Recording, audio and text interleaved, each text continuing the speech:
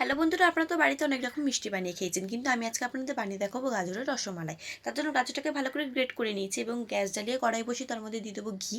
তারপরে গ্রেট করে রাখা গাজরটাকে দিয়ে দেবো, ঘিয়ের মধ্যে ভালো করে মিক্স করে নেবো।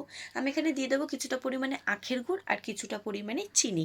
তারপরে চিনি, আখের গুড় গাজরের মধ্যে ভালো করে মিক্স করে নেবো আর দিয়ে দেবো আমি এখানে স্বাদ মতো নুন। নুনটা কিন্তু অবশ্যই আপনারা দেবেন। আর অল্প একটু ঘি দিয়ে ভালো করে গাজরটাকে শুকনো শুকনো করে পুরটাকে ভালো করে আমি এখানে নামিয়ে নেবো। তারপরে আরেকটা পাত্রর মধ্যে আমি বসিয়ে দিয়েছিলাম দুধ জাল।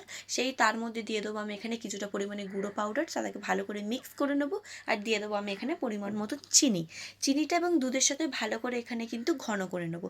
আর যে পুরটা করেছিলাম তার মধ্যে দিয়ে দেবো কিছুটা পরিমাণে আমন্ড বাদাম এবং কাজু। তারপরে ভালো করে তার মধ্যে মিক্স করে নিয়ে একটু ঘি ছড়িয়ে এরকম হাতের শেপে গোল গোল করে আমি মিষ্টির মতন করে সেভ করে নিচ্ছি। তারপরে দুধটা যখন ঘনত্ব হয়ে যাবে, সেই দুধটাকে আমরা ওপর থেকে দিয়ে একটু আমন্ড বাদাম, কাজু বাদাম আর দিয়ে দেবো একটু কেশর, দিয়ে নামিয়ে নিলে রেডি আমাদের গাজরের রসমালাই। আমার রান্না আপনাদের কেমন লাগে অবশ্যই কমেন্ট করে বলবেন।